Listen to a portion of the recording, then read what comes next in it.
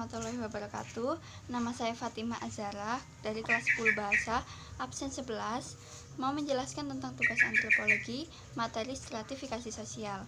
Yang pertama, pengertian stratifikasi sosial adalah secara konsep, stratifikasi sosial merupakan pembedaan anggota masyarakat secara vertikal atau hierarkis. Stratifikasi sosial juga dikenal dengan istilah pelapisan sosial. Pada konsep stratifikasi sosial, ada individu yang berada pada tingkat tertinggi dan terendah. Masing-masing individu dengan beragam latar belakang sosial, politik, dan ekonomi tidak pernah berada pada posisi yang sejajar atau horizontal, melainkan pada posisi vertikal, yaitu yang berada pada tingkatan masing-masing. Konsep ini juga berkaitan dengan konsep kelas sosial, yaitu ada yang berada di kelas atas, kelas menengah, ataupun kelas bawah. Kelas sosial individu dilatar belakangi oleh kekuasaan, kekayaan, dan prestise. Secara lebih rinci, kelas sosial diartikan sebagai kumpulan individu dengan kesamaan karakteristik yang berada pada lapisan sosial tertentu. Selanjutnya ada sifat stratifikasi sosial. Sifat stratifikasi sosial ada dua, yaitu sifat alamiah dan sifat disengaja.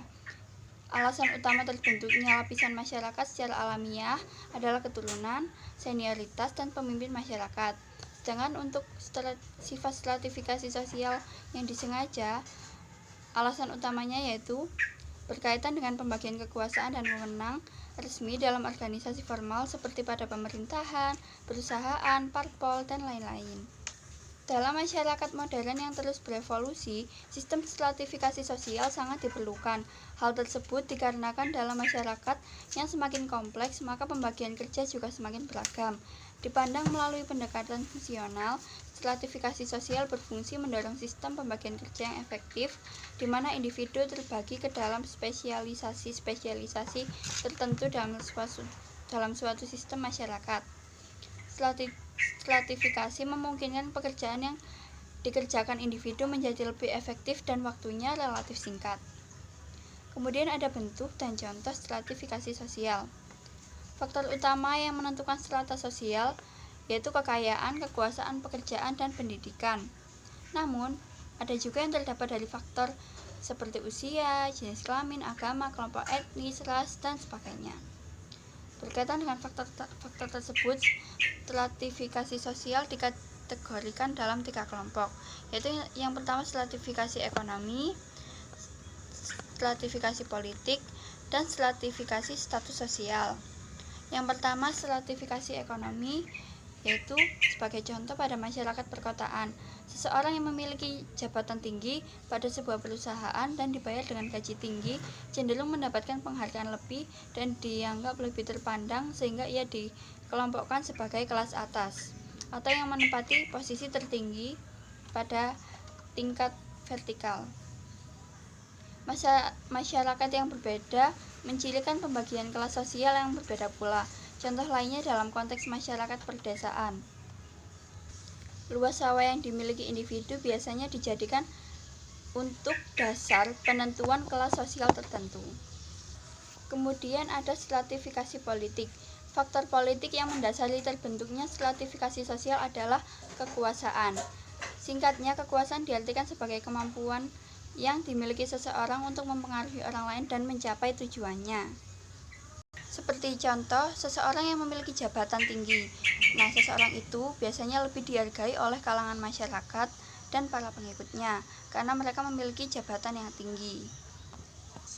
Sebagai contoh pada demokrasi Indonesia, individu dengan jabatan formal dalam bidang pemerintahan dikenal dengan sebutan kelas penguasa.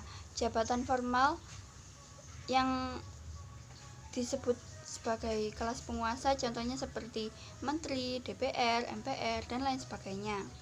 Selain itu, jabatan formal atau jabatan lainnya yang juga dihormati oleh masyarakat yaitu kiai, agama, kepala suku, serta tokoh masyarakat yang terkenal. Yang ketiga ada stratifikasi status sosial. Dalam hal ini, pembagian kelas pada masyarakat didasari oleh perbedaan status berdasarkan kehormatan.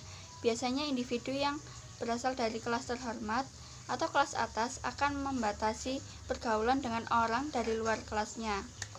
Jadi orang-orang dari kelas atas itu biasanya tidak mau bergaul dengan seseorang dari kelas menengah atau kelas bawah karena bukan dari kelas mereka. Contohnya yaitu dapat ditemukan pada sistem kasta pada masyarakat India atau pada status bangsawan pada kerajaan Inggris. Di Indonesia kita juga mengenal istilah darah biru, di mana individu berkedudukan tinggi dan masyarakatnya karena masih merupakan keturunan kerajaan Jawa atau keturunan ningrat para bangsawan pada zaman dahulu kala. Sekian yang bisa saya sampaikan. Jika ada kurang lebihnya mohon maaf. Terima kasih. Wassalamualaikum warahmatullahi wabarakatuh.